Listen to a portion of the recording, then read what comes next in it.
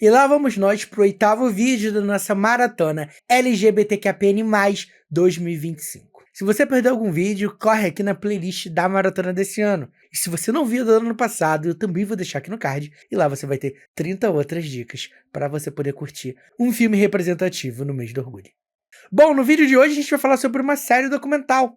Vem comigo que depois da sinopse, bem curta na verdade, a gente vai falar um pouquinho sobre Pee Wee Herman por trás do personagem. Em suas próprias palavras, o ator Paul Reubens conta sua história de vida e a criação de seu amado alter ego, Pee Wee Herman.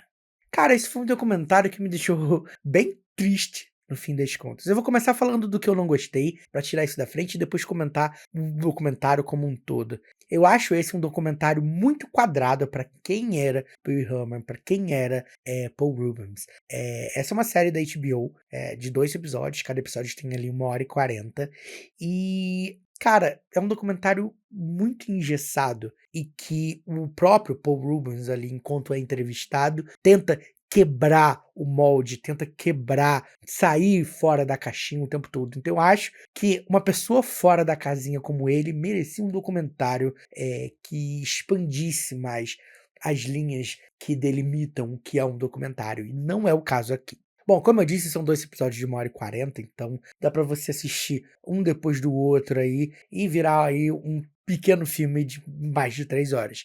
Mas eu acho que o documentário ele é mal dividido, embora ele se justifique no final.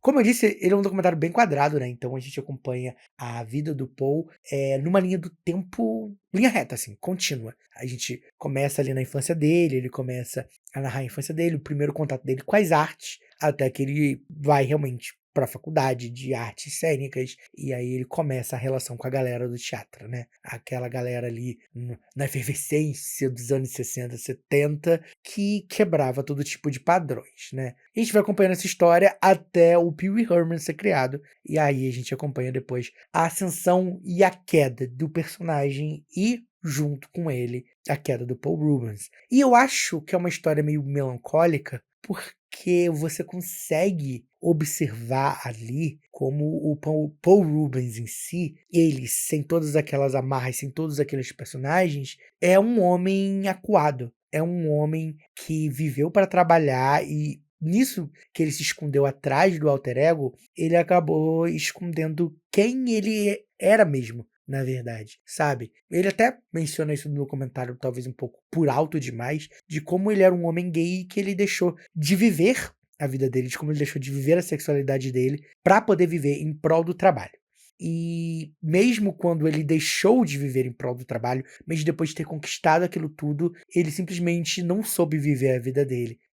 Eu acho que talvez eu que nasci 30 anos, 40 anos depois dele, eu tenha vivido uma sociedade diferente, uma sociedade que, apesar de ter que conviver com ódio, de ter que conviver com a violência, eu consigo talvez impor mais a minha presença do que ele, que nasceu ali em anos muito repressivos e que viveu anos terríveis com a epidemia do HIV. Então, é muito triste ver como ele acaba sendo uma figura muito triste, muito insegura, e que compensa isso no humor e na tentativa de controlar toda a narrativa ao seu redor. O documentário pinta ele como essa pessoa controladora, e ele mesmo admite ser essa pessoa que tenta controlar sua narrativa o tempo todo, e acaba colocando isso como o seu próprio calcanhar de Aquiles. Porque justamente no momento em que ele não pode controlar a própria narrativa, é que acontecem coisas terríveis com ele, e que, na visão de hoje, sabe, eu assistindo esse documentário em 2025, é muito bizarro pra mim, porque o documentário mostra que ele foi acusado 2 vezes, né, ele foi indiciado 2 vezes por coisas bizarras, assim, por coisas que por muito menos hoje soariam como uma perseguição homofóbica. E é triste ver que isso aconteceu não há muito tempo, né? A primeira acusação, segundo o documentário, ali no início dos anos 90, ali em 1991, e a segunda em 2001, e todas elas são muito infundadas e vêm muito de uma resposta conservadora, né, sabe? Alguém jogando gasolina numa sociedade conservadora e atirando fogo. E é muito triste ver como isso acabou contribuindo para a queda do Paul Reubens como pessoa, sabe? Como isso quebrou ele por dentro, e que antes disso ele não conseguiu viver a vida dele, talvez ao máximo, o máximo da felicidade que ele poderia, e depois ele demorou muito tempo para se recuperar.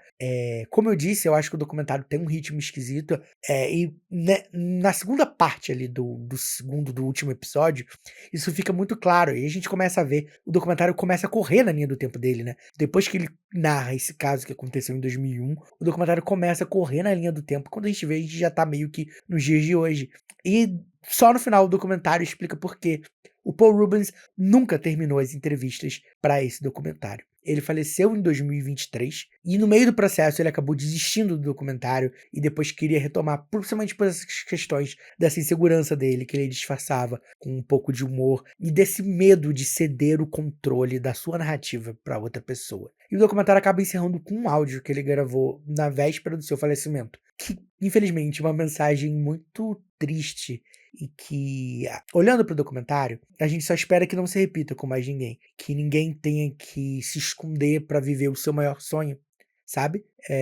O cara foi um grande ator que fez teatro, fez cinema, fez TV, apresentou um programa para crianças na TV, um programa disruptivo, um programa que queria mostrar às crianças a perseverança dos sonhos e o poder da criatividade, que revelou pessoas muito importantes. O documentário tem entrevistas com amigos do Paul Rubens, gente do tipo Natasha Lyonne, Lawrence Fishburne, David Arquette, Cassandra Peterson, a eterna Elvira, Rainha das Trevas. Então, ele foi um cara que foi muito amado pelos amigos, mas nem os amigos conheciam quem era ele de verdade. E talvez o próprio Paul demorou muito para conhecer quem era ele de verdade, porque ele passou muito tempo vivendo como Pee Wee Herman para alegrar crianças e adultos ao redor do mundo.